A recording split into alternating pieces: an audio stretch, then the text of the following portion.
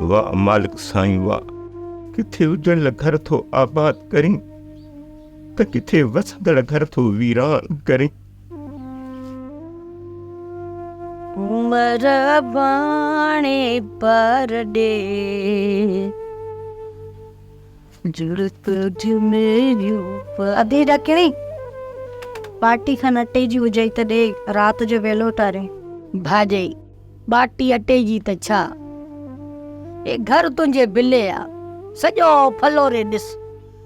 जेकॾहिं पा अटे जो बि मिली वञे या कणिक जो मिलई उहो तुंहिंजो।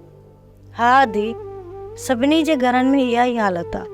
हा अञा त माई बेबुल जो जंड पियो थो हले, भई हुनजो पासो वठ वञी बाटी खन वठी सो ने काटे जी। बेबुल बि बकणा बाट में रखियो, अॼु आयो वेठी थी जंड खे फेराए। मालिक ए ब ढकिया आहिनि, पोइ ढकणी छो न ढके भाॼई। बेबुल त इहो ॾेखारींदी आहे त ॼण गुंदी जो लीड़ो अञा हाणे खोलियो अथसि। इहो त बेबुल असांखे ॾेखारे थी रुॻो, बाक़ी सभिनी खे ख़बर आहे त सभिनी जी गुंदियुनि मां हाणे रुॻो धूड़ पई थी उॾे। हा दी, वरी वस थींदी 4 दाणा सभिनी जी गुंदियुनि में अची वेंदा।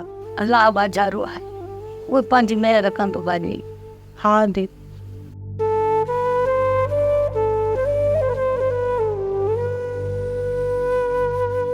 कहिड़ो वक़्तु अची वियो मालिक, वही वज राम कर, सभिनी जा बचड़ा बुख ते थी मालिक तूं बचा। कंहिंखे बि कॾहिं बुख ते कोन सुम्हारियो ते तूं बाज कर बाजे मालिक, तूं बाजी बाज।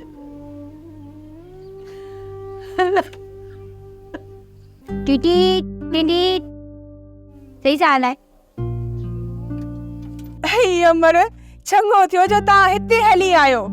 मां त पाण तव्हांखे ॻोल्हींदी पई वतां। काकी, ओ काकी, अय मां हिनखे गहले वञी भांडे में उछलायो। काकी पोइ असां हिनखे हलायूंसि? हितां हिनखे कढो, पोइ तव्हांजी मर्ज़ी, जाॾे वणे ताॾे कयोसि। पोइ ठीकु आहे काकी, इनखे मां हलाईंदसि। काका मुजेरी अची वञे त पोइ? अमरे न मुई मारीअ मां मुचेरी बि बेसार, तॾहिं त हिन निभागी खे इते ई उछलाए वियो आहे। ठीकु आहे काकी, पोइ वारे वारे सां हलाईंदासीं।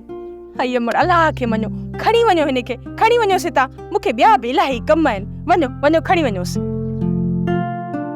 सोप सीरियल मोहब्बतुनि जो माग तमाम एपिसोड्स ॾिसो हाणे HD क्वालिटीअ में। विज़िट करियो असांजो YouTube channel Sindh TV HD drama.